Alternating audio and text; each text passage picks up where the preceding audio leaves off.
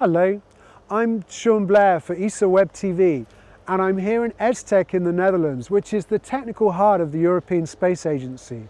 This is the place where engineers and scientists develop the new technologies and missions that are going to go out and explore the solar system. And then once in a while, a little bit of the solar system comes back to visit us. That was footage of a fireball passing over ESTEC. And actually, there have been half a dozen fireballs that we've recorded passing over the technical centre in the last year. So let's go find out a little bit more about them. I'm here now in the offices of ESTEC's Meteor Research Group with science trainee Christiana Smit, who's researching fireballs and meteors. So Christiana, what are fireballs? So first let's start with what are meteors. So if we've got a meteoroid, meteoroids are small rocky objects that enter the Earth's atmosphere, and when they enter the atmosphere they start glowing and they leave a track of glowing particles behind them, and that's what we know as meteor, or even as shooting star, you would say. And if we've got a really bright meteor, that's what we'd call a fireball. What made the picture, the footage we just saw? So we've got a fireball recording camera just on top of the roof of ESTEC, and this camera is part of a network of nearly 100 cameras spread all over Europe, and it belongs to the FRIPON network. And what does FRIPON stand for? FRIPON is the Fireball Recovery and Interplanetary Observation Network. And recovery, that means that you're not just looking at them, the idea is to actually track them down. Yeah, that's the point. So if we've got not just one camera observing the fireballs, but two or more cameras, we can find out about the orbit and the trajectory of the fireballs. And then we can figure out, okay, where did the meteoroid land on the Earth, and figure out what's the composition, find it. That's the goal. But we could also follow the way back and figure out, okay, where did this meteoroid come from? Was it from a comet or an asteroid? And because these bodies are as old as the solar system, we could find out about the history of planets, or even how life was reaching Earth. Right. And where is the camera exactly? It's right here on top of the roof. All right, well, let's go take a look. Well, I'm up here now on the very top of ESTEC to track down the FRIPON camera, and here it is. And I'm up here with senior data technician Andrea Toni, whose job it is to maintain the FRIPON and the system behind it. Well, Andrea, the camera itself is quite small and compact. What's actually inside it? Yes, the camera is quite small. There is a CCD on top, which is taking images, 30 frames per second. And inside there is an Ethernet controller, which with just one cable and the power is sending down the images to a computer which is recording 45 days of data. The look of the camera is a fisheye, so you can cover 180 degrees. And yeah, this camera has been here for 1 year and a few months, and we already got 6 detections with them. What do you do about things that aren't fireballs? Airplanes, birds? Now, obviously, the planes and birds are very slow in moving, whereas the meteorites and fireball are quite fast. So the software is very smart, and it can detect in the frames all this speed. This is a French project, and it started in France, and they have already more than 100 cameras in France. Here in Holland, we started just last year. We have one here, one in Oostkappel. But we do plan to expand, of course. And what's the advantage of having more and more cameras? What does the project get out of it?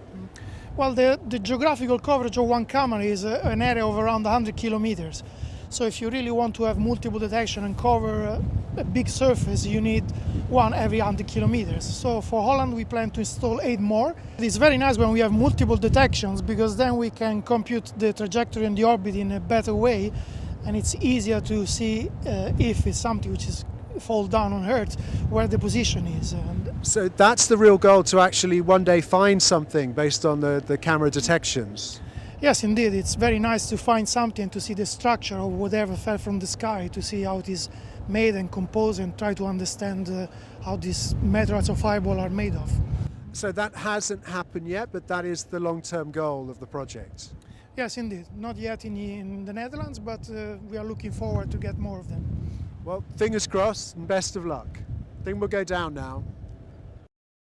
The nearest neighbour to ESTEC's fireball hunting camera is about 80 kilometres away as the crow flies in the westerly Dutch province of Zeeland. We've come here to take a look. We're standing now in the small Dutch village of Oostkapelle, close to the sea. So this FRIPON camera's in a very different setting.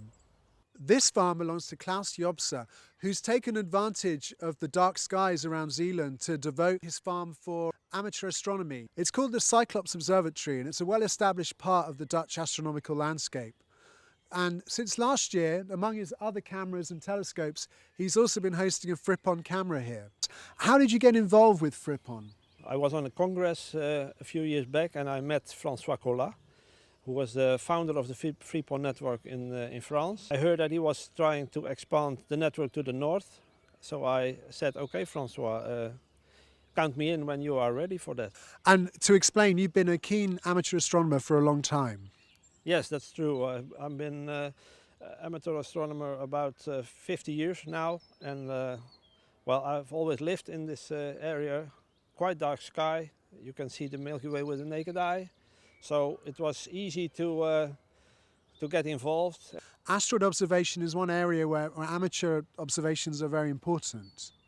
Yes, that's true, because on a quite simple way you can collect data, scientific valuable data, with the telescopes.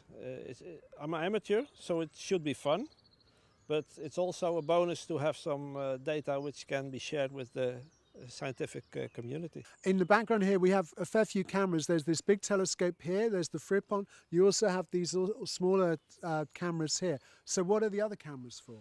The other cameras are part of the CAMS network in the Netherlands and in Belgium. They film and photograph small meteors, so not the big particles which FRIPON is aiming at, but the more smaller ones. And we have a network in the Netherlands and in Belgium, and collecting quite a lot of meteors every night. So you've had the FRIPON since last October. How much has it seen so far? Well, we have 5 events which were multi-station. Last week we had one multi-station event which was photographed by Oostkapelle here, Brussels and some northern France stations. All right. And what do you yourself have to do with the camera? Well, very little. I have to provide power and good space, and then the data goes directly to Marseille, and when there is a good event I get the data back from France. All right. And they're looking to expand the network further. Would you encourage other people to maybe see if they can get involved with FRIPON? Oh yes, certainly. The more stations the better for a good coverage of the sky above the Netherlands. So it's very good to have more stations, yes. Well, thanks a lot for showing us around. This is Sean Blair for ESA TV, signing off.